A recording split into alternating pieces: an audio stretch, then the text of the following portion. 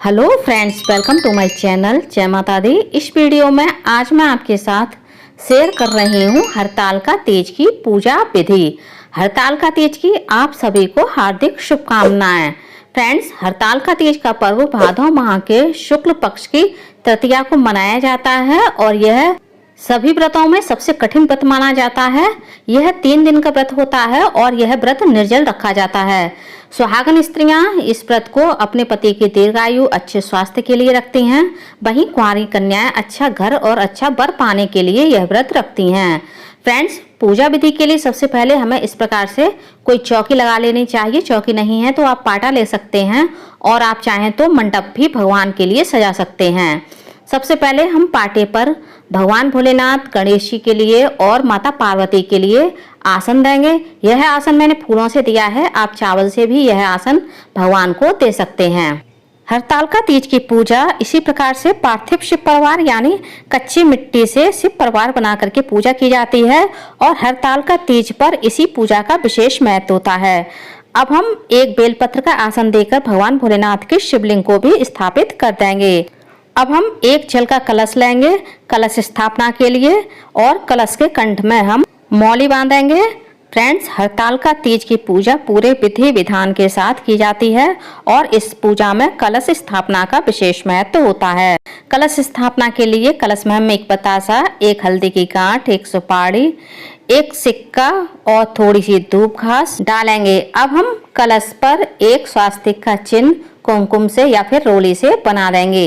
Friends, किसी भी पूजा में कलश स्थापना करने से सभी देवी देवताओं का आवाहन होता है और सभी देवी देवताओं के कलश में पूजा हो जाती है। इसीलिए किसी भी पूजा में कलश की स्थापना अवश्य की जाती है। थोड़ा सा गंगा जल भी हमने कलश में डाल दिया है। अब हम कलश के मुख पर आम के पत्तों के पंच पल्लव लगाएंगे। यदि आपको आम के पत्ते ना मिलें तो आप पान के पत्ते या फिर अशोक के पत्ते भी कलश के मुख पर लगा सकते हैं। इसके बाद कलश के मुख पर एक हम अनाज से भरी हुई कटोरी रखेंगे। इस कटोरी में आप गेहूं या फिर चावल रख सकते हैं। कलश के मुख पर हम एक दीपक रखेंगे। ये दीपक आप मिट्टी का या फिर पीतल का जैसा चाहें आप रख सकते हैं। अब हम थोड़े से अक्षत रखेंगे भगवान के दाहिनी ओर, जहां पर हम कलश की स्थापना करेंगे। इन चावलों से मैंने बहुत ही सरल तरीके से अष्टदल कमल बना लिया है जिस पर मैं कलश रखूंगी। इस प्रकार से हमने हरतालिका तीज की पूजा के लिए भगवान के लिए चौकी तैयार कर ली है। भगवान के लिए हमने एक बहुत ही सिंपल सा मंडप सजा लिया है। अब हम सबसे पहले पूजा के लिए दीपक को प्रज्वलित करेंगे, क्योंकि किसी भी पूजा में सबसे पहले भगवान अग्निदेव का ही आवाहन किया जाता है। उसके बाद पूजा प्रारंभ की जाती है और प्रथम पूज भगवान गणेश की सबसे पहले पूजा की जाती है। भगवान गणेश को हम कुमकुम लगाएंगे, अच्छा चढ़ाएंगे, जनेऊ अर्पित कराएंगे, एक हल्दी और एक सुपारी और कुछ दक्षिणा स्वरूप पैसे अर्पित कराएंगे। पुष्प आपको जो भी मिल जाए भगवान गणेश को आप वो चढ़ा सकते हैं। वस्त्र रूप में आप भगवान गणेश को वस्त्र भी अर्पित कर सकते हैं और आप चाहें तो मौली भी भगवान को वस्त्र रूपी अर्पित कर सकते हैं। अब हम कुछ दूर्वा भगवान गणेश को अर्पित कर देंगे। इसके बाद भगवान भोलेनाथ का हम अभिषेक करेंगे। पहले गंगा जल से और शुद्ध जल से अभिषेक कर देंगे। उसके बाद हमने ये पंचामृत बनाया है जिसमें हमने दही, घी, दूध, शहद, शक्कर और गंगा जल मिलाया है। आप चाहें तो इन सभी चीज़ों से अलग अलग भी भगवान का अभिषेक कर सकते हैं। मैंने एक साथ ही सभी चीज़ों को मिक्स करके भगवान का अभिषेक कर दिया है। हरतालिका तीज की पूजा में भगवान की प्रदोष काल में पूजा की जाती है। कुछ लोग 4 पहर की भी पूजा करते हैं, जिसमें सुबह, दोपहर, शाम और रात के 4 पहर की भी पूजा की जाती है। अब हम भगवान भोलेनाथ को पीला चंदन अर्पित करेंगे, अच्छा चढ़ाएंगे, काले तिल चढ़ाएंगे। इस पूजा में भगवान भोलेनाथ को वह सभी चीज़ें चढ़ाई जाती हैं जो भगवान भोलेनाथ को प्रिय हैं। हरतालिका तीज की पूजा सामग्री का भी वीडियो मेरे चैनल पर आ चुका है, वहां से जाकर के आप वह वीडियो देख सकते हैं। फ्रेंड्स, हरतालिका तीज की पूजा की चौकी कैसे बढ़ानी है, मूर्तियों को विसर्जन कैसे करना है, पूजा की सामग्री का क्या करना है, यह वीडियो भी आपको मेरे चैनल पर मिल जाएगा। लिंक आपको ऊपर आई बटन और डिस्क्रिप्शन बॉक्स में मिल जाएगी, वहां से जाकर के आप वह वीडियो देख सकते हैं। भगवान भोलेनाथ को हमने बेलपत्र, सफेद पुष्प, आंकड़े के पुष्प, धतूरा अपराजिता के पुष्प, पत्ते, ये सभी चीज़ें हमने अर्पित की हैं। फ्रेंड्स, यदि आपको इनमें से कोई चीज़ नहीं मिल पा रही है तो भी आप भगवान भोलेनाथ की केवल बेलपत्र और पंचामृत से अभिषेक करके भी यह पूजा कर सकते हैं। भगवान को हमने वस्तु पे मौली और जनेऊ भी अर्पित कर दिया है। पुष्प हमने गेंदे का अर्पित किया है, भगवान को गुलाब का भी अर्पित किया है। किसी भी पूजा या व्रत का संपूर्ण फल हमें तभी प्राप्त होता है जब हम उस व्रत या पूजा को विधि विधान से नियम पूर्वक करते हैं। हरतालिका तीज की पूजा का यह नियम भी होता है, यदि आपने यह व्रत एक बार आरंभ कर दिया तो जीवन में आप यह व्रत कभी छोड़ नहीं सकते हैं। आपको किन्हीं भी परिस्थितियों में इस व्रत को रखना ही होता है। यदि आपको पीरियड्स आ जाएं तब भी आपको यह व्रत करना है, व्रत छोड़ना नहीं है। केवल आप पूजा नहीं करेंगे, मानसिक जाप करेंगे, मानसिक पूजा करेंगी। आप अपनी यह पूजा अपनी देवरानी या फिर जेठानी से करवा सकते हैं। यदि कोई नहीं है तो आप अपनी पूजा अपने पति से भी करवा सकती हैं, लेकिन आपको इस पूजा को छोड़ना नहीं है। पूजा में आपको शामिल होना है। पूजा जहाँ हो रही है वहीं दूर बैठ करके आपको भगवान का दर्शन करना है, उनका जाप करना है। अब हमने माता गौरी को सिंदूर दान कर दिया है, अक्षत चढ़ा दिए हैं, पुष्प चढ़ाए हैं और बेलपत्र भी चढ़ा दिया है।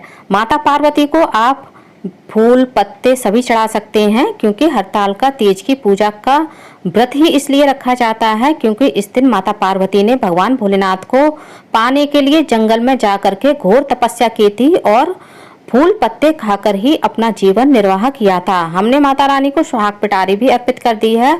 दक्षिणा स्वरूप कुछ पैसे और वस्त्र रूपी चुंदरी भी अर्पित कर दी है। माता रानी को आपको इस दिन ज्यादा से ज्यादा सिंदूर दान करना चाहिए। अब हम भगवान भोलेनाथ का भी चंदन से अक्षत से पूजन कर देंगे। अब हम कलश का भी पूजन कर देंगे। कुमकुम से, चंदन से अक्षत चढ़ाएंगे और कुछ पुष्प चढ़ाएंगे। इसी प्रकार से हमें दीपक का भी पूजन करना है। हरतालिका तीज का पूजन 16 श्रृंगार करके किया जाता है, क्योंकि हरतालिका तीज के पूजन की विधि शाम को मैन रूप से की जाती है। तो आपको पूजा करने का, तैयार होने का और पूजा की तैयारी करने का बहुत सारा समय मिल जाता है। अब हम भगवान को एक पुष्पमाला भी अर्पित कर देंगे। भोग के लिए आपने जो भी मिष्ठान लिए हैं उनका भोग भगवान को लगा दें। मैंने मेवा की कतली, रसगुल्ले और मावे के पेड़े लिए हैं। इसके अलावा आपको जो भी मौसमी फल मिल जाए उनका भोग भगवान को लगा दें। अब हम सभी भगवान को मुख शुद्धि के लिए एक पान अर्पित करेंगे। पान पर हमने एक लौंग का जोड़ा, सुपारी और एक बतासा रखा हुआ है। इस प्रकार से भगवान को पूजा के अंत में एक पान अवश्य अर्पित करना चाहिए। ऐसा करना बहुत ही शुभ माना जाता है। अब आपने पाने के लिए जो भी साड़ी, ब्लाउज का पीस या फिर दुपट्टा निकाला है उसको भी भगवान के पास रख दें, माता गौरी के पास रख दें और उस पर दक्षिणा स्वरूप कुछ पैसे अवश्य रखें। जो भी आपकी श्रद्धा हो आप उतने पैसे रख दें। अब हम एक छोटा सा हवन कराएंगे। फ्रेंड्स, जब भी कोई भी आप मैन पूजा करें यानी बड़ी पूजा करें तो आप एक छोटा सा हवन अवश्य करें। हवन करने से आपकी पूजा में पूर्णता आती है और भगवान आपका हवन के द्वारा ही भोग पूजा स्वीकार करते हैं। अब हम एक गाय के गोबर का उपला लेंगे, उस पर थोड़ा सा कपूर रखेंगे और इस पर हम डाल देंगे थोड़ा सा घी। अब हम हवन कुंड में अग्नि प्रज्वलित कराएंगे। उसके बाद सबसे पहले भगवान गणेश के नाम से हमें 5 आहुतियां देनी है। फिर हम भगवान भोलेनाथ के नाम से 5 आहुतियां देंगे। एक लौंग का जोड़ा, एक इलायची और एक बतासा अर्पित करेंगे। इसी प्रकार से हमें गौरी माता के नाम से भी आहुतियां देनी है और लौंग का जोड़ा, इलायची और बतासा भी हवन कुंड में अर्पित करना है। इसके अलावा आप अपने इष्ट देव के नाम से, अपने कुलगुरु के नाम से, कुल देवता के नाम से भी इस हवन में आहुतियां दे सकते हैं। इसके अलावा आपने जो भी भोग प्रसाद लगाया है भगवान को, वह सभी भोग प्रसाद भी आप हवन कुंड में अर्पित कर सकते हैं, क्योंकि हवन के द्वारा ही भगवान हमारी पूजा और भोग स्वीकार करते हैं। अब हम हरतालिका तीज की व्रत कथा पढ़ेंगे।